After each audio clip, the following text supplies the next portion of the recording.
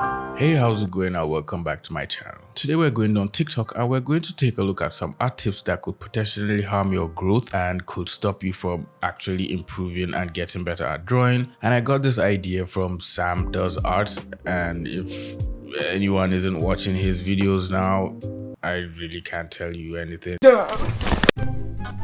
Art tips from someone paying $12,000 to do art good. I need to draw the backside of this character. I need to draw the butt. Quick way to do that is just to fucking flip it and then erase everything inside. Because even if your character is backwards, the silhouette stays the same.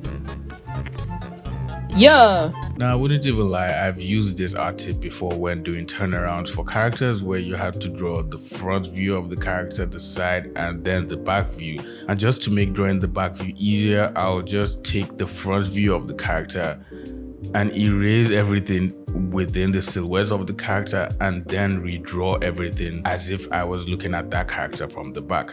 Yes, the silhouette may stay the same, but the proportions and the features of the character, like his hands, his feet, the way he's posing his body is obviously going to be in a different direction. So I think I'll give this art tip a 7/10. It's practical, but I wouldn't ideally advise you to keep using this, especially if you're doing professional work. It's good to know how to draw a character from the front, from the side, and from whatever angle you want to draw that character in.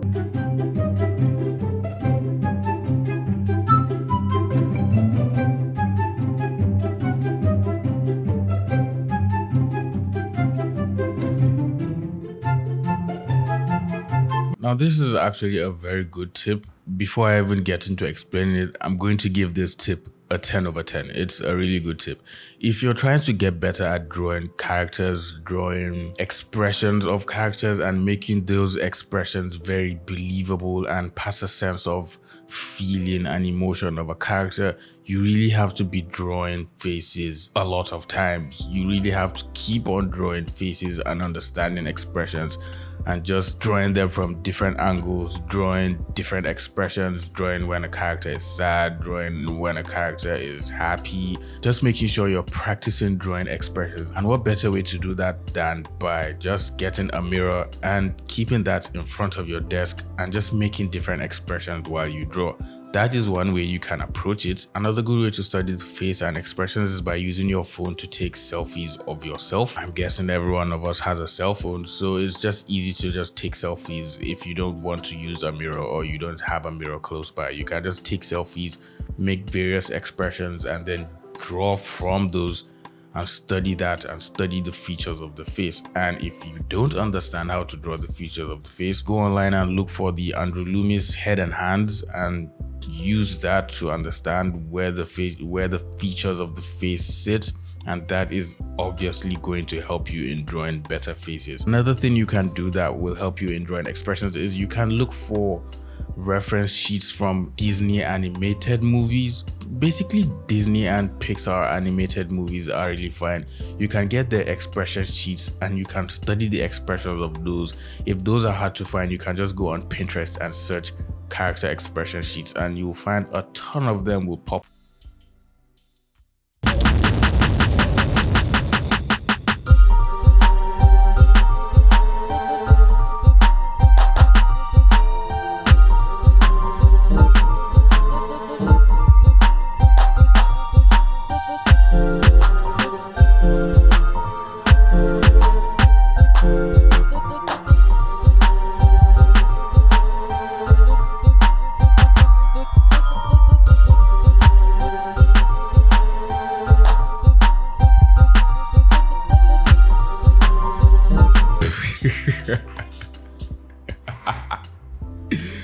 Oh, this is a really funny one. So I'm guessing this person thinks you're just going to be drawing faces without any feature in them. So if you can't draw the features of the face, you just cover everything with hair. It could work for a certain look if that is what you're going for, but there is always going to be a time where you're going to have to draw at least the eyes of the character or the nose, unless you really want to make not showing the mouth or other features of your character your thing, which is fine with me. I mean, no one has seen what Falin San looks like.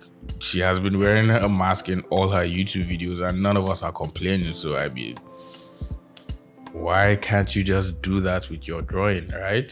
I'm guessing you finally learned how to draw fantastic images. You have an entire catalog of just portraits and amazing images you can't wait to show anyone, and you're probably thinking of the best place to show your work to people and potential clients. Usually I would suggest Instagram, but right now Instagram is destroying people with its algorithms. Your best bet is to create a professional looking website with Squarespace. They literally have the best platform for creating professional websites. Everything is fully functional and you can edit anything you want yourself. You can even go back and arrange the code if that's something you enjoy doing. So if that's something you're interested in looking into, I'll suggest you go to the website squarespace.com/Mohammed Agbadi and use code Mohammed Agbadi to save 10% off your first purchase. All the links are in the description for you to check them out.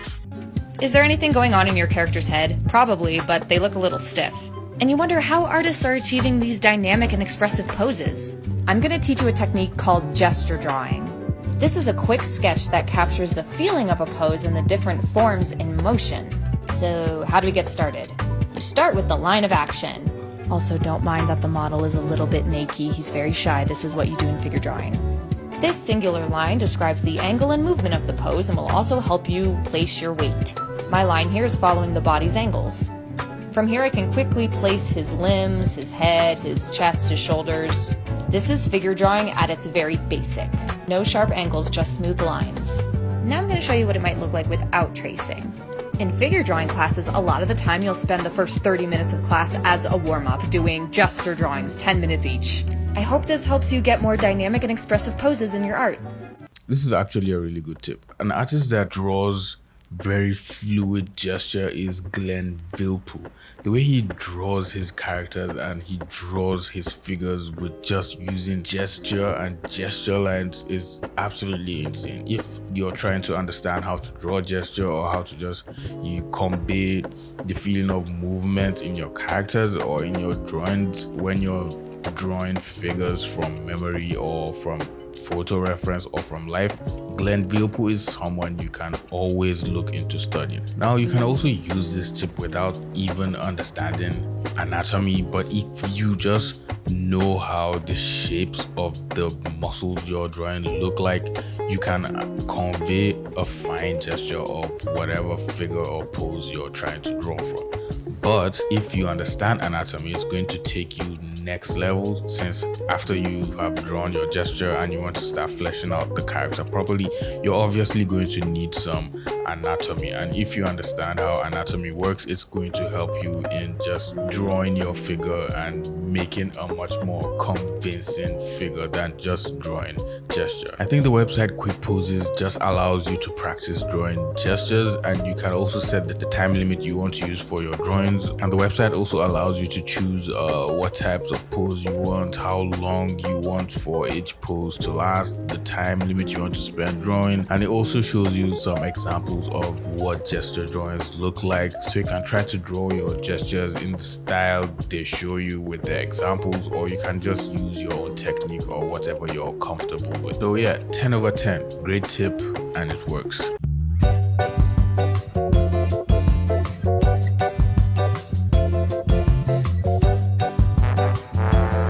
I think this entire video is just solely based on this person's own understanding and expectations of his own art or her own art or their own art, because I'm not sure what this person's pronouns is, and I guess right now everyone has a pronoun. So the first tip is smaller head and smaller eyes. I don't really consider a good tip. I mean, like I said, there's certain drawing style where you will want to have big eyes like anime, or a big head if that is what the character has, and you won't want to go around drawing a small head because you feel it will make your drawings look better. You have to understand the proportions of the character you're drawing and just make sure you're nailing those proportions in each frame or wherever or whenever you're drawing that particular character.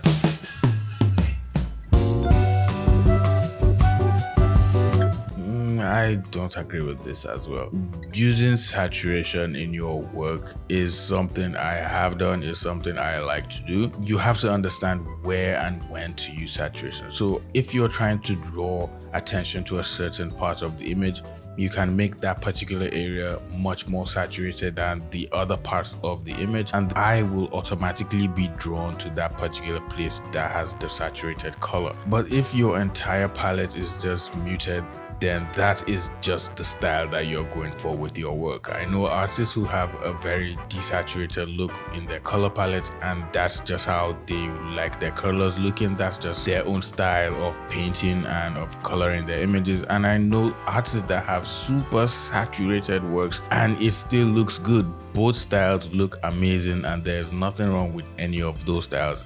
This is just a choice you have to make if you want to have your images look saturated, or if you want to have your images look much more calmer and muted. It all depends on you. It all depends on the mood of the image you're going for. And if this is a client's work, it also depends on what that client wants. So some clients might want you to match a certain look if they already have a franchise they're making and you're just going to create art that fits in that franchise. Obviously, you're going to have to match what they already have. If all the images they already have are super saturated, you can't come there and tell them that, oh hey, my color palette is muted and I can't make saturated images because that's against my rules, and this TikTok art tip said I can never use saturated colors. They will just kick you out and hire someone else that will do what they want. Here's how to become a better artist in 30 seconds. Number 1, draw 100 empty square boxes and don't make them too big. Number 2, fill every single one of those boxes with a piece of artwork,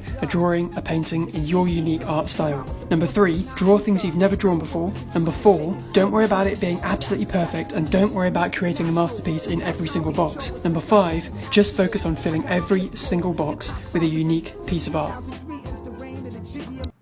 You know, one thing that pisses me off, aside from just someone telling me how to get better, is someone telling you how to get better without actually giving you any direct tip or telling you what will make you better. They're just telling you to go and draw. This tip is exactly the same as people who tell you draw every day without telling you how to draw. If you make 10,000 boxes and are just filling them with random drawings that literally have nothing to do with what you want to see yourself drawing in future, you're just going to be stuck in the same place that you have been in whenever you finish making those drawings. You're just going to remain the same. There's no way you're going to improve in whatever way possible because you're not practicing the fundamentals. You're not triggering your brain to learn anything that forces you to understand perspective or depth or anatomy or color or anything that you're going to use in making a better image. You're just randomly filling blank paper with lines that you feel will make you better, but in the long run, they're definitely not taking you anywhere. He even got 30,000 likes and 200 comments. Let's see what the people in the comments are saying. Guys, something else you could do is every square is a song that you're listening to and draw what that songs make you feel. I mean, that's a good idea, but it's obviously not an art tip. Him, don't worry about creating a masterpiece in every single box. Still him creates a masterpiece in every single box. Why do I feel like he literally didn't create any masterpiece at all? This is a very good comment. This person said, so to become better at drawing, I have to draw, right? But I want direct results. I don't understand that last part of the message.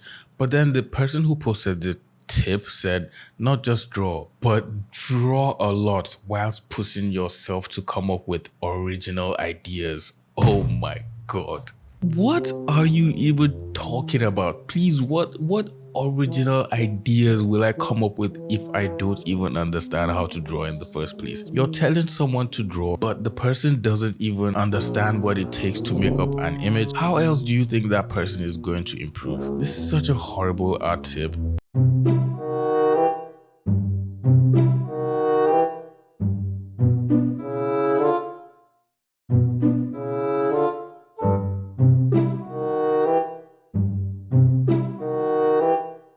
This is actually a pretty decent art tip. A lot of people make this mistake. It's a very common mistake. I think I probably made it myself. I have definitely made this mistake myself, where you're drawing the bridge of the nose and you're connecting it to the eye. It looks like the eye is connected to the nose bridge because when you turn your eye this way away from wherever your light source is, this line right here just goes up and it looks like it's connecting to the eye, but it's not. It actually goes up and tends to grow up towards the eyebrow much more than it goes up towards the eye. Now, why it looks like it's connected to the eye is because the eye becomes covered. So you can't see this part, the corner of the eye, you can't see it because the nose bridge is covering it. And that's also something you need to consider whenever you're trying to draw the eye, but from an angle, especially when you can't see it. So if your character's face, or if you're drawing a face that's turned slightly in this 3/4 angle, what you want to do is to always make sure the bridge of the nose comes up and then you connect it to the eyebrow.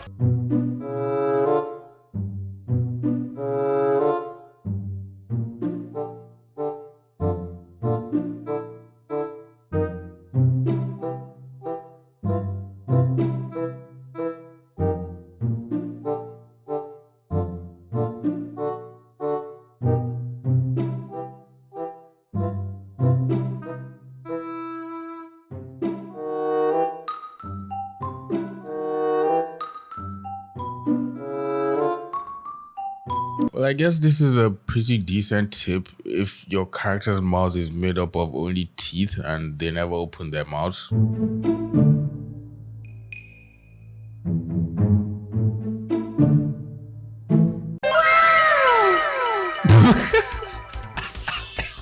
This is the best tip in this video. It's like that meme where they say how to draw an owl and then you draw a bunch of circles and the next thing is the owl. This is exactly that. Someone said that was useful. Thanks. I'm gonna use that to draw Kirby. I really thought this was gonna help me. I was getting paper for notes. I feel betrayed. I'm so sorry. It's actually going to help you. You're just not seeing the bigger picture. This person said, very thorough tutorial, barely any missing points. Overall, a 10 over 10. Isn't that what I told you guys? There are no steps skipped in this tutorial. Everything was clear as water. Girl, I got the best art tip for you. When you're shading, do you just randomly go from dark to light to dark, from midtones to light? It is just a mess. This tip is gonna save you years. Depends on the medium. When using watercolors, it's traditional go from light, midtones, then to your darkest value. With colored pencils, you go from dark, using circular motions to your lightest value. You can go over everything with a very light value to get a very smooth look and transition between your colors. For digital, my specialty, I start with my midtone colors, then add my shadows, then add my highlights. This is an advanced version of that, and I'll teach you how to do this in another tutorial. For acrylic, you start with your midtones, then you go to your darkest values, and then you go to your light value, aka your highlight. Acrylic and digital is pretty much the same. That's why I tell all digital artists, learn how to do acrylic painting, because that taught me worlds about how to use layers properly and all the good stuff. Well, since I have no idea how to use acrylic and I don't use watercolor or colored pencils, but what I do know from here is digital art, so I'll talk about that. It depends on the artist. For me, sometimes I start with a very dark color, which could be my shadow, and then I place my midtones on top of that, and then I place my highlights on top of that, and then I go back and place the darkest tones in my image. So I'm pretty much having like a 4-value structure in the image. I've seen other artists that start the same way as you did here, where they place their midtones first, and then they place their darks, and then they place their 4th dark before they now go ahead and place the highlights. It all depends on how you work with the arrangement in your head or how you use layers. I think the placement of each of these lighting setups is really not as important as understanding how to use them in your work and what colors go where in your work. So decent art tip, I'll give this an 8 over 10. Anyway, I'm glad you made it to the end of the video. If you enjoyed the video, please leave it a like, subscribe to my channel if you're new here, and if you want to support the channel or help an African prince, you can always buy me a coffee using the link in the description. With that being said, I'll see you in the next video. Peace.